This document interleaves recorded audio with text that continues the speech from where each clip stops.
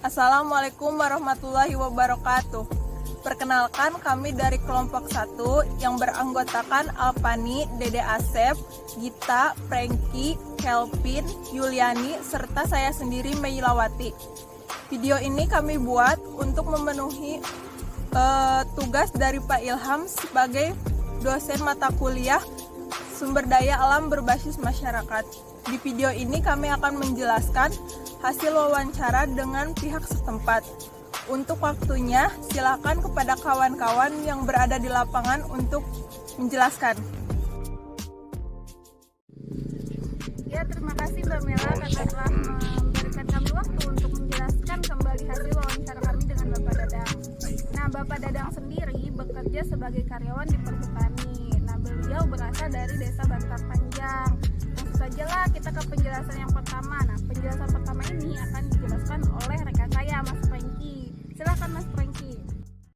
Terima kasih atas kesempatannya Mbak Yuli.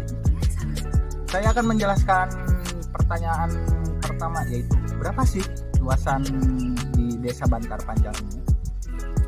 Ya, luasan wilayah yang ada di Desa Bantar Panjang ini sekitar 1.100 hektar. Di luasan 1.100 hektar ini, kita masih kekurangan sumber daya manusia. Hanya ada 5 orang yang menjaga wilayah tersebut, yaitu 4 mandor dan 1 mantri. Sehingga masih banyak praktek illegal logging yang terjadi di wilayah tersebut oleh oknum-oknum dari luar dan dalam wilayah. Nah, yang kedua yaitu apa saja sih jenis hutan yang ada di Desa Bantar Panjang ini? Jenis hutan yang ada di Desa Bantar Panjang ini yaitu ada 3, yaitu hutan rakyat, hutan produksi, dan hutan lindung.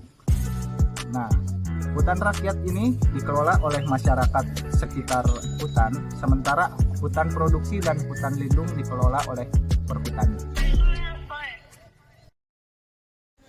Ya, terima kasih Mas Franky atas penjelasannya. Ya, sama-sama Mbak Yuli. Oke, sekarang kita langsung aja nih ke penjelasan kedua. Nah, penjelasan kedua ini akan dijelaskan oleh rekan saya, Mbak Fani. Silakan Mbak Fani. Ya, terima kasih Mbak Yuli.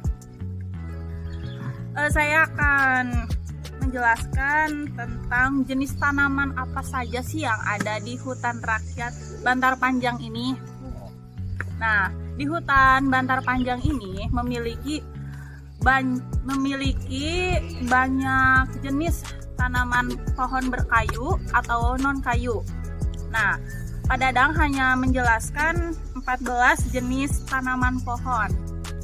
Ada jati, mahoni, mindi, kosambi, kayu putih, albasiah, beringin, kiara, ketapang, randu, sonokeling, flamboyan, dan mangga.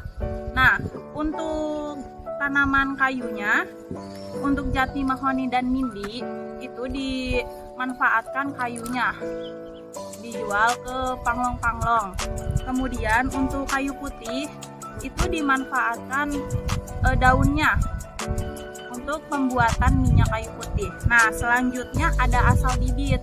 Asal bibit yang ada di hutan Bantar Panjang ini itu bukan bibit berasal dari luar, karena perhutani sendiri membuat persemaian bibit sendiri.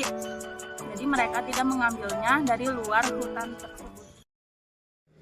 Ya, terima kasih Mbak Fani atas penjelasannya. Mbak Yuli. Ya, baiklah, marilah kita ke penjelasan yang selanjutnya aja nih. Penjelasan selanjutnya ini akan dijelaskan oleh rekan saya, Mas Dede. Silakan Mas, penjelasannya gimana? Terima kasih pada Mbak Yuli atas waktunya. Ya, sama-sama. Menurut hasil wawancara sama Bapak Dadang, untuk pengelola hutan yang mengelola hutan rakyat di Desa Bantar Panjang ini ialah masyarakat Desa Bantar Panjang. Meskipun lahan hutan tersebut milik perhutani, namun perhutani bekerja sama dengan masyarakat untuk mengelola hutan. Perhutani hanya menurunkan 5 orang sebagai pengawas pekerja. Ya, terima kasih Mas Dede karena telah menjelaskan tadi ya, siapa sih pengelola hutan tersebut. Nah, selanjutnya yaitu tentang sejarah nih. Sejarah akan saya jelaskan bagaimana sih sejarahnya gitu hutan ini bisa jadi dikelola oleh perhutani. Nah, kemarin menurut Pak Dadang gitu ya, dulu sebelum area hutan ini dikelola oleh perhutani, area hutan ini digunakan oleh masyarakat Bantar Panjang sebagai perkebunan. Nah, mereka biasanya menanam tanaman palawija dan juga padi. Nah, setelah sekarang dikelola oleh perhutani, nah perhutani itu biasanya menanam tanaman yang menghasilkan kayu, seperti yang tadi dijelaskan oleh Mbak Fani.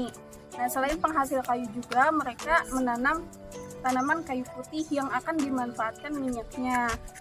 Nah, itu mungkin sedikit penjelasan tentang sejarahnya, karena yang kemarin si Bapak Dadang bilang, Bapak Dadang juga kurang tahu sejarah lengkapnya. Ya, mungkin penjelasan selanjutnya akan dijelaskan oleh kameramen kita nih, Saudara Kelvin. Nah, silakan Saudara Kelvin. Baik, terima kasih Mbak Yuli atas kesempatannya dan terima kasih juga atas waktunya di sini. Jadi guys, yang menonton video ini, saya sebagai kameramen akan menjelaskan dari dua pertanyaan ini yang akan saya gabungkan menjadi dampak positif negatif terkait adanya hutan produksi ini, dan juga inti dari video ini yaitu tentang kearifan lokal yang ada di hutan sekitar desa Bantar Panjang ini sendiri. Oke.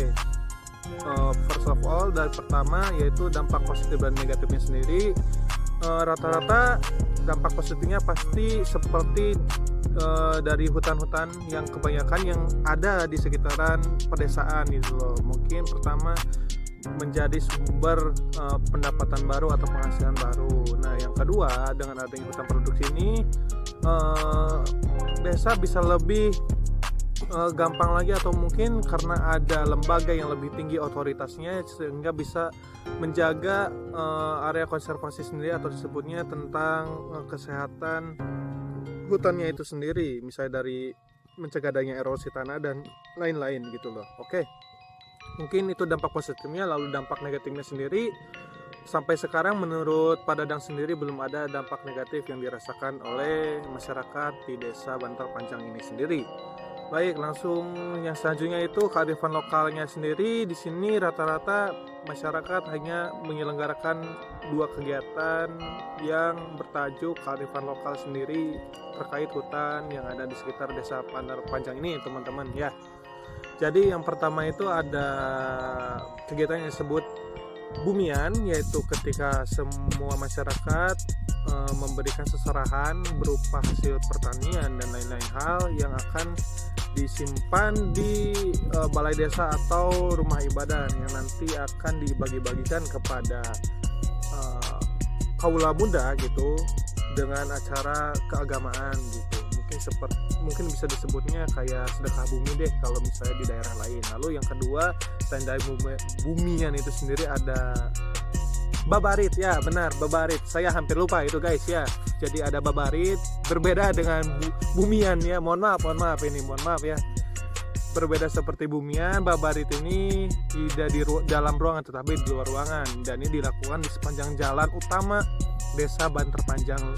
Yaitu deskripsi kegiatannya itu nanti semua masyarakat desa Bantar Panjang akan makan bersama di sepanjang jalan desa Bantar Panjang, karena dengan maksud untuk rasa syukur masyarakat Bantar Panjang dengan hasil bumi yang telah diberikan oleh Sang Pencipta kepada masyarakat desa Bantar Panjang. Mungkin sekian penjelasan dari saya. Terima kasih Mbak Yuli, dan saya kembalikan lagi ke Mbak Yuli sebagai moderator di lapangan.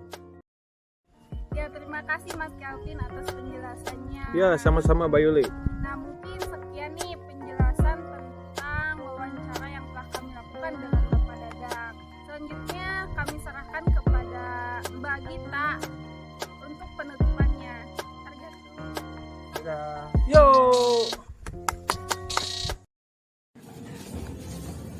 Jadi, berdasarkan hal-hal yang sudah dijabarkan oleh teman-teman saya, dapat disimpulkan bahwa lahan hutan yang berada di desa Bantar Panjang dikelola oleh perhutani bersama dengan masyarakat desa sekitar.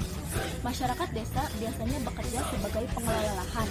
dan penebang pohon saat pemanenan. Di lahan seluas 1.100 hektar tersebut terdapat berbagai macam jenis tanaman dengan tanaman intinya yaitu jati, mahoni, nindi, dan kayu putih. Bibit-bibit yang ditanam di lahan hutan tersebut diperoleh dari hasil persemaian oleh perhutani dan bibit tersebut memiliki sertifikat. Respon warga setempat terhadap adanya lahan hutan tersebut positif karena dengan adanya lahan hutan masyarakat jadi bisa mendapatkan pekerjaan dan mendapatkan penghasilan tambahan. Namun ada juga dampak negatifnya bagi perhutani, yaitu terjadi banyak illegal logging yang dilakukan oleh masyarakat desa setempat. Lalu untuk kearifan lokal di Desa Bantar Panjang yaitu ada babarit dan bunian. Babarit dilaksanakan setahun sekali saat hari pertama panen raya di sepanjang jalan desa. Pada sore hari di jalanan dengan beramai-ramai berkumpul antara kalangan muda dan kalangan tua yaitu dengan makan bersama. Sedangkan untuk bunian dilaksanakan saat hari raya Idul Adha oleh anak muda setelah sholat Isya di balai desa. Sekian pemaparan hasil wawancara dari kelompok 1. Kurang lebihnya mohon maaf. Wassalamualaikum warahmatullahi wabarakatuh.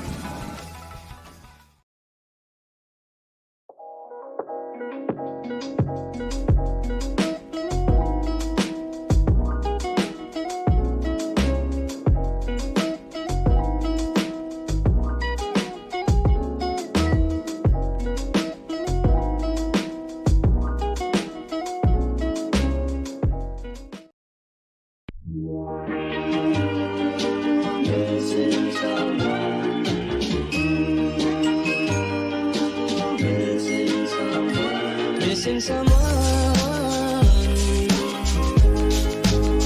with all your on.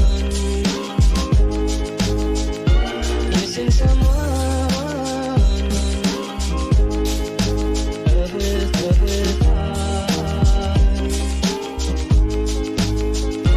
how much you listen and you listen.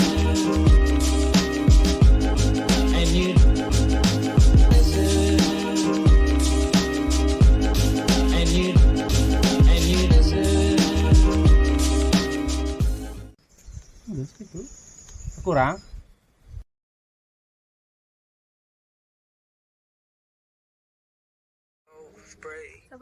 Apa bawa kita lagi praktek? Kameramen. Selaku nona. Materi. Selaku materi dari kelompok kami. Ini kameramen kami. Ya, terima kasih Mas Dede atas penjelasannya tadi. Sama-sama Teteh. Mbak. Ya. Berikan deh. Ya, terima kasih Mas Pudi.